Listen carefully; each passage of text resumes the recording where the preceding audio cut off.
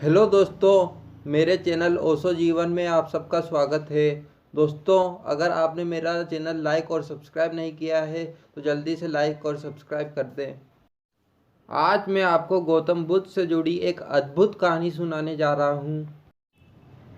एक दिन की बात है, महात्मा बुद्ध अपने शिष्यों के साथ कुटिया में बैठे थे और ज्ञान चर्चा का विषय आरंभ था। शिष्यों के आग्रह पर उन्होंने एक कहानी आरंभ की।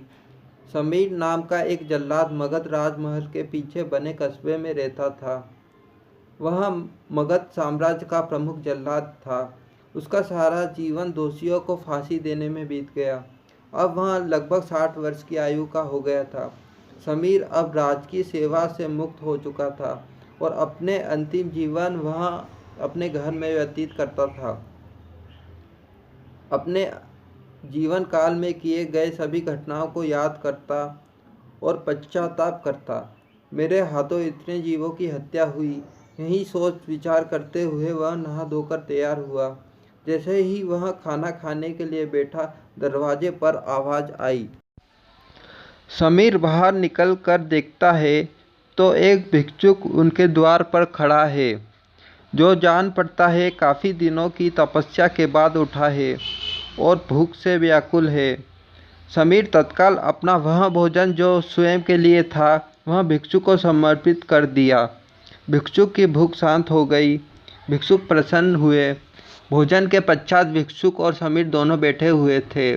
तभी समीर ने अपने जीवन में किए गए कार्यों को भिक्षुक के सामने प्रकट किया।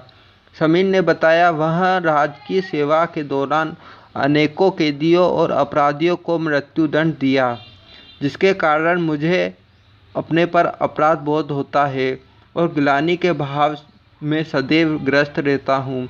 भिक्षुक बड़े ही शांत चित्त भाव से समीर की बातों को सुन रहे थे और रह रह कर मुस्कुरा रहे थे। समीर ने अपने जीवन के प्रत्येक घटनाओं को भिक्षुक के सामने रख दिया।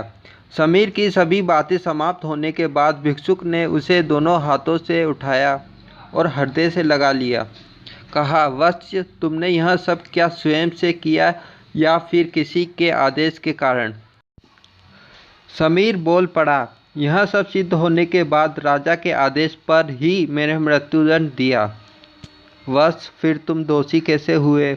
तुमने तो अपने स्वामी के आदेशों का पालन किया। ऐसा कहते हुए भिक्षुक ने समीर को धम्म के उपदेश सुनाए। उपदेश पूर्ण कर भिक्षुक वापस लौट गए। समीर जैसे ही भिक्षुक को विदा कर वापस आता है, उसकी मृत्यु हो जाती है। उसकी मृत्यु के उपरांत उसे मोक्ष की प्राप्ति होती है। कहानी अंत कर महात्मा बुद्ध शांत हुए। महात्मा बुद्ध के शिष्य इस पूरी घटना को ध्यानपूर्वक सुन रहे थे। उन्होंने महात्मा बुद्ध से पूछा, जिसने जीवन भर अनेकों हत्याएं की थी, वह मोक्ष कैसे प्राप्त कर सकता है? महात्मा बुद्ध मुस्कुराए और अपने शिष्यों को समझाया, जिसने जीवन में पहली बार ज्ञान की प्राप्ति की हो, अंत समय जिसका निकट हो और ज्ञान के शब्द उसके कानों में पड़े हों, वह मोक्ष की प्राप्ति कर लेता है। महात्मा बुद्ध ने बताया, हजारों हजार शब्दों के उपदेश व्यर्थ हैं जब तक व्यक्ति का मन शांत न हो।